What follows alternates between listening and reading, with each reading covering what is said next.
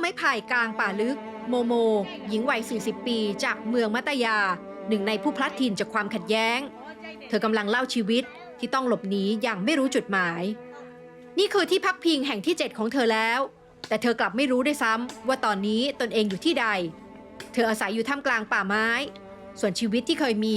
ถูกทำลายลงจนแทบไม่เหลือเขาเดิม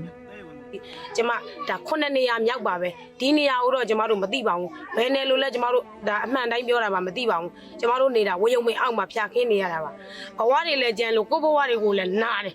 ဒီမအေလို့ပြောရင်လည်းစိတ်နာတယ်ကျမတို့မိသားစုတွေကွဲတဲ့အတွက်လည်းတကယ်ရင်နဲ့ခံစားရတယ်အမေကိုလည်းလုံးတယ်အမောင်လေးတွေလည်းလုံးတယ်ဘယ်နေမှမသိကျမမှာဖုန်းလည်းမရှိပါဘူးသူများပေးမှဆက်သွယ်ရတဲ့ဖုန်းကိုလည်းကျမအဲကြောင့်မလို့ရွာကိုလည်းအမြဲပြန်ကျင်နေ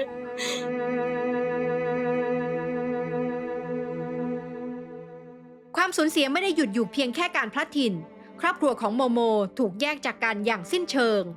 แม่ของเธอต้องหลบหนีไปยังอีกเมืองที่ไกลออกไปเธอไม่รู้เลยว่าแม่ยังมีชีวิตอยู่หรือปลอดภัยความไม่แน่นอนทำให้เธอรู้สึกสิ้นหวังและอ่อนล้าทางจิตใจ